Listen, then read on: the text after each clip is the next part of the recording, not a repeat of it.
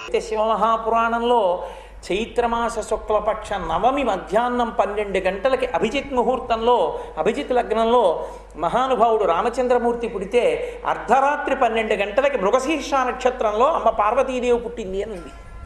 కానీ సంప్రదాయంలో లోకంలో చేయడం మాత్రం మనం అష్టమి నాడు చేస్తాం. చైత్రమాసంలో వచ్చేటటువంటి శుక్లపక్ష అష్టమి పార్వతీదేవి యొక్క ఆవిర్భావ దినం.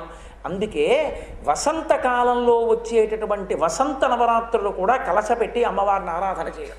2 కాలముల యందు 2 ఋతువులలో ఆయన తన దంస్ట్రలు బయట పెడతాడు. కోర బయటికి వస్తుంది. కోర బయటికి వచ్చింది అంటే ఒకటే జననాశనం అయిపోతుంది. అందుకే దావృతువు ఆ 2 ఋతువులు కూడా యమదంస్ట్రాఖ్యే యమదంస్ట్రలు అంది దేవీ పురాణం.